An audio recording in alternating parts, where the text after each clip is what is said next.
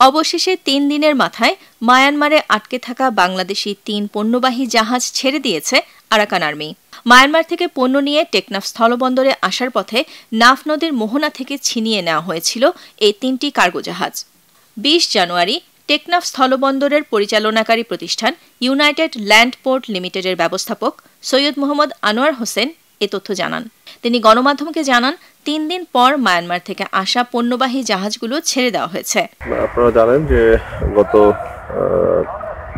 ২৩-২৪ অর্থবছরের জুলাই ২৩ থেকে ডিসেম্বর ২৩ পর্যন্ত এই বন্দরে সর্বসাকুল্যে পণ্য এসে ৬ মাসে ৪৭,০০০ মেট্রিক টন, যার বিপরীতে রাজস্ব আদায় হয়েছে ২৫৭ কোটি টাকা। পক্ষান্তরে ২০২৪ অর্থবছরের জুলাই থেকে ডিসেম্বর পর্যন্ত মোট পণ্য এসেছে ১১,০০০ মেট্রিক টন, অর্থাৎ ৪/৫ ভাগের ১ ভাগ। তার বিপরীতে রাজস্ব আদায় হয়েছে ৮৭ কোটি টাকা। নভেম্বর ২০২৩ থেকে মূলত যুদ্ধটা শুরু হয় এবং তার প্রেক্ষিতেই পণ্য সার্বিকভাবে পণ্য আসা আমদানি অনেক কমে গিয়েছে। অতি সম্প্রতি ৮ December Arakan state Arakan army দখল করার পরে এই বন্দরে সর্বশেষ আপনার ৩রা জানুয়ারিতেই একটা বোট এসছে, তারপরে আর বোট আসেনি। অতি সম্প্রতি গত সপ্তাহে ৩টি পণ্যবাহী জাহাজ এবং একটি কার্ডবাহী জাহাজ আরাকান আর্মি তারা পরীক্ষা নিরীক্ষা এবং আপনার চেকিংয়ের জন্য তারা আটক করে, আমরা ব্যবসায়ীদের কাছে শুনেছি। চেক করার পরে তারা আজকে বন্দরে 2টো জাহাজ ছেড়ে দিয়েছে এবং আরেকটা আসছে, যার কারণে ওদের দখলকৃত এলাকা দিয়ে আসতে যেয়ে ওরা আপনার পরীক্ষা বা বিভিন্ন অজুহাতে ওরা বাণিজ্যিক জাহাজগুলো আটক করে। তো এটা নিরসন করবে, আমি মনে করি যে আমাদের দেশের নাব্যতা সংকট নিরসন করা অতি জরুরি এবং সরকারের ঊর্ধ্বতন পর্যায়ে আরাকান আর্মির সাথে যোগাযোগ রক্ষা করবে, নির্বিঘ্নে পণ্য আমদানিকারকের পণ্যবাহী জাহাজগুলো যাতে আসতে পারে এই বন্দরে সে ব্যাপারে উদ্যোগ গ্রহণ করা হবে।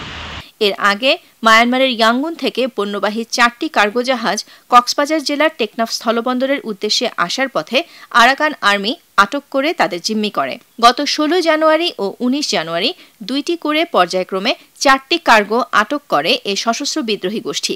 এর মধ্যে আরাকান আর্মির সমঝোতায় ছাড়পত্র নিয়ে গত 18 জানুয়ারি একটি কাঠবাহী কার্গো বন্দরে আসে। 3 দিন পর বাকি 3টি জাহাজ ছেড়ে দেওয়া হয়। দীর্ঘদিন ধরে প্রায় 8 মাস ধরে আমাদের মায়ানমার থেকে আমদানি বন্ধ ছিল, কারণ তাদের একটা মায়ানমার এবং আরাকানের মধ্যে একটা তাদের অভ্যন্তরীণ সমস্যার কারণে মাল আসে নাই, যার কারণে আমাদের আমদানি কারকরা কোটি কোটি টাকার ক্ষতিগ্রস্ত হয়েছে। তবে আলহামদুলিল্লাহ প্রায় 5-6 দিন পরে আমরা বুট পেয়েছি। বুট পেয়ে আমরা খুবই সবাই খুশি। একটা বিষয় আপনাদেরকে জানিয়ে রাখি, এই বুটগুলো এখানে আসার ক্ষেত্রে আমাদের আপনার বিজিবি বলেন, কোস্টগার্ড বলেন, ডিজিএফএনএসআই এবং আমাদের কাস্টম যথেষ্ট সহযোগিতা করেছে।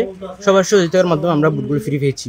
বিগত 1.5 বছর হইতে আপনার যুদ্ধ চলতেছে বার্মার আরাকানের সাথে আর জান্তা বাহিনীর সাথে।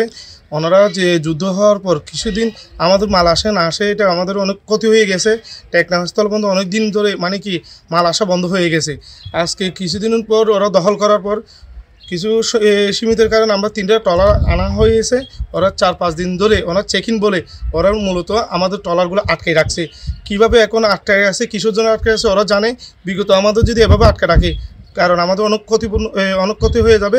দ্বিতীয়, আমাদের কাঁচা পণ্য থাকলে এতদিনই প্রসেসিল হয়ে যেত, যেহেতু আমাদের রাজস্ব বুট আদায় হতো না। আরাকান আর্মির হেফাজতে থাকা পণ্যবাহী এসব জাহাজে ছিল 56,000 বস্তা সুপারি, আচার, শুটকি, কসমেটিক্স, কফি সহ অন্যান্য পণ্য। মায়ানমারের যুদ্ধ সংঘাতের মধ্য দিয়ে আরাকান আর্মি রাখাইন রাজ্যের বেশিরভাগ এলাকা দখল করে নেয়। এই সংঘাতের কারণে প্রভাব পড়েছে টেকনাফ স্থলবন্দরের সীমান্ত বাণিজ্যে।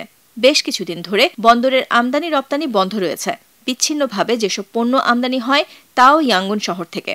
এ শহর থেকে আসার পথে নাফ নদীতে প্রবেশ করতে রাখাইন রাজ্যের সীমান্ত হয়ে আসতে হয় জাহাজগুলোকে। খবরের কাগজ, নিখাদ, নির্ভীক, নিরপেক্ষ।